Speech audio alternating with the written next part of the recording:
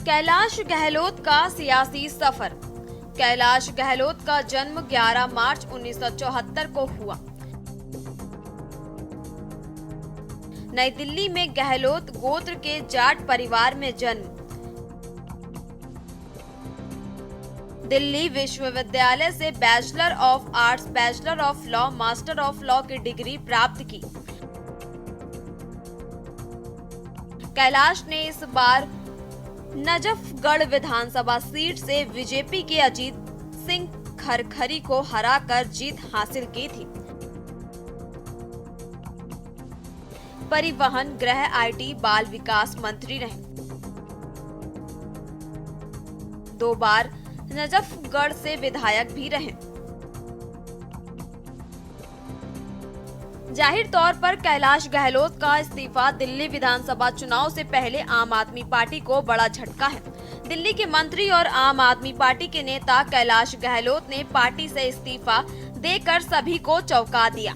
दरअसल कैलाश गहलोत ने पार्टी के राष्ट्रीय अध्यक्ष अरविंद केजरीवाल और दिल्ली की सीएम आतिशी को इस्तीफा बेचकर सियासी माहौल गरमा दिया। वहीं दिल्ली की सीएम आतिशी ने गहलोत का इस्तीफा स्वीकार कर लिया। बता दें, गहलोत ने अपने पद और पार्टी से इस्तीफा देते हुए केजरीवाल को एक पत्र भेजा है। उन्होंने इस्तीफे में यमुना की सफाई और शीश महल निर्माण का मुद्दा उठाया है। गहलोत ने चिट्ठी में लिखा कि यमुना की सफाई का वादा हमने पिछले चुनाव में किया था, लेकिन सफाई नहीं हुई। हम अपना वादा पूरा नहीं कर पाए।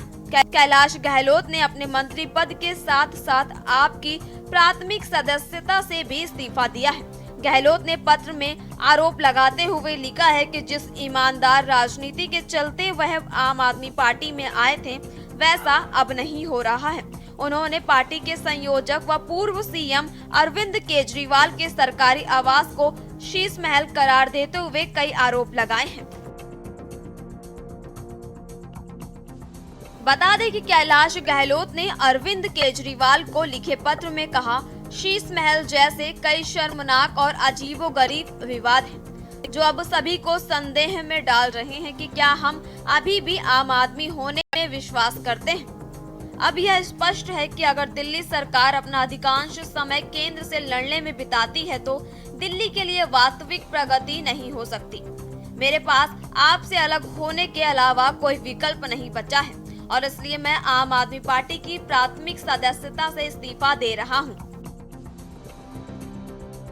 वहीं आम आदमी पार्टी के सांसद संजय सिंह ने कहा कि कैलाश गहलोत के पास बीजेपी में शामिल होने के अलावा कोई और रास्ता नहीं है।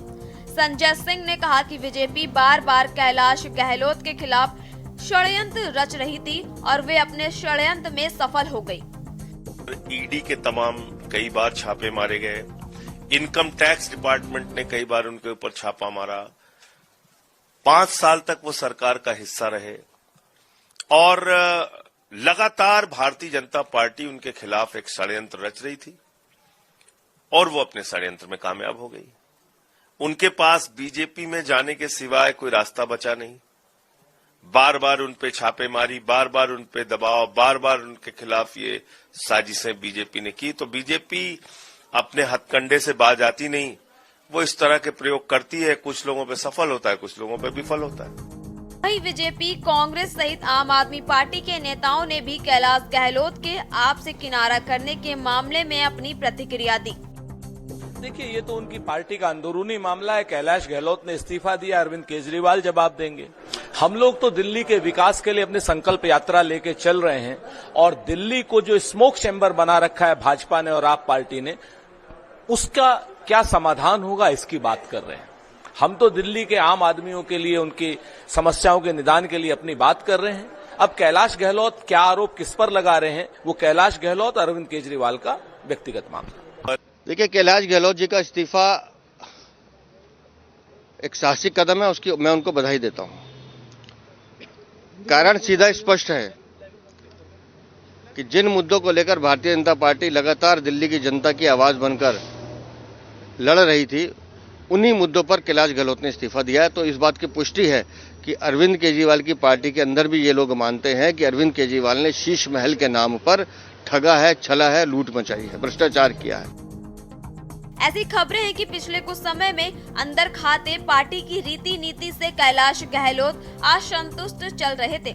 आबकारी नीति मामले में ईडी का नोटिस मिलने के बाद उन पर सवाल उठाए गए थे। लोग यह पूछने लगे थे कि क्या कैलाश गहलोत भी तथाकथित शराब घोटाले में शामिल हैं। इस बात को लेकर वह काफी खिन्न थे। इस घटना के बाद वह गणतंत्र दिवस पर उस समय चर्चा में आए जब एलजी ने उन्हें तत्कालीन सीएम अरविंद केजरीवाल की जगह छत्रसाल स्टेडियम में तिरंगा फहराने के लिए नामित किया था, जबकि दिल्ली के पूर्व सीएम अरविंद केजरीवाल ने इसके लिए आतिशी का नाम एलजी के पास भेजा था। उस समय भी उन्होंने कोई खास प्रतिक्रिया नहीं व्यक्त की थी, लेकिन एलजी का फैसला आपके कई वरिष्ठ